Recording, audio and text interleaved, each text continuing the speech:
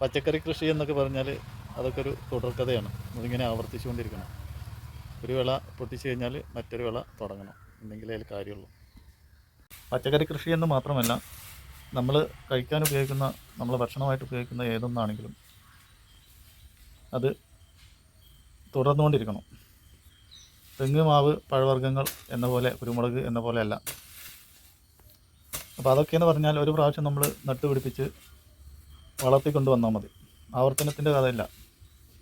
എന്നാൽ അരി മുതൽ പച്ചക്കറി വരെ നമ്മൾ ഒരു തവണ നട്ട് കഴിഞ്ഞാൽ അതിൻ്റെ കാലാവധി കഴിയുമ്പോൾ വീണ്ടും നട്ടു കൊടുക്കണം എന്നതാണ് അതിൻ്റെ കഥ. അല്ലാതെ ഒരു പ്രാവശ്യം നമ്മൾ നട്ട് 4 പച്ചമുളക്, 4 തക്കാളി, വെള്ളേരിയൊക്കെ പൊട്ടിച്ച് കഴിഞ്ഞ് അതിനൊരു കാലാവധിയുണ്ട്. ആ കാലാവധി വരെ അതൊക്കെ ഉണ്ടാവുള്ളൂ. അതിൻ്റെ ശേഷം നമ്മൾ വീണ്ടും അതിനെ നട്ടുപിടിപ്പിക്കാൻ നോക്കണം.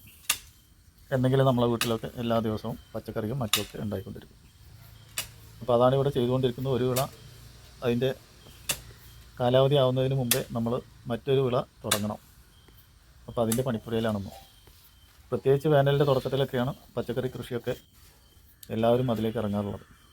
അപ്പോൾ ചെറുതായിട്ടൊക്കെ നമ്മളെ വീട്ടാവശ്യത്തിന് ചെയ്തുകൊണ്ടിരിക്കുകയാണ്. കൂടെ നമ്മളെ വീട്ടിലുള്ളതൊക്കെ ഒന്ന് പറിച്ചതും എല്ലാം കൂടി ചേർത്ത് നിങ്ങൾക്കിതൊരു വീഡിയോ. പിന്നെ ഈ വീഡിയോയിൽ പ്രത്യേകിച്ച് പറയാനുള്ളത്, ഈ മുളക് കുറേ പേര് ചോദിച്ചിരുന്നു, എല്ലാവർക്കും നമ്മൾ കൊടുത്തും ചെയ്തു. പക്ഷേ അതിനിടയിലാണ് നമ്മൾ കൈയൊക്കെ കിടന്ന് കുറച്ച് പേർക്ക് കൊടുക്കാനൊന്നും കഴിഞ്ഞിട്ടില്ല.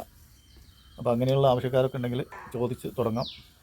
വിത്തുകളൊക്കെ ആയി തുടങ്ങിയാൽ നമ്മൾ മുളകിൻ്റെ വിത്ത് എന്നല്ല, ചതുരപ്പയർ, ചീര, വാളൻ പയർ, മുളക് ഇതെല്ലാം കൂടി ആവശ്യമുള്ളവർക്ക് അയച്ചു തരുന്നതാണ്. അപ്പോൾ ഇതൊക്കെ അറിയാത്തവർക്കും കൂടി വീഡിയോ ഒക്കെ ഒന്ന് ഷെയർ ചെയ്യുക. വിത്തുകളൊക്കെ ആവശ്യപ്പെടുന്നുണ്ടെങ്കിൽ ചോദിച്ചോട്ടെ. ഇനി നമ്മളുണ്ടാക്കുന്ന പച്ചക്കറിയുടെ വിത്താണെങ്കിലും ചോദിക്കാം, ഉള്ളത് അതിൽ ഉൾപ്പെടുത്താവുന്നതാണ്.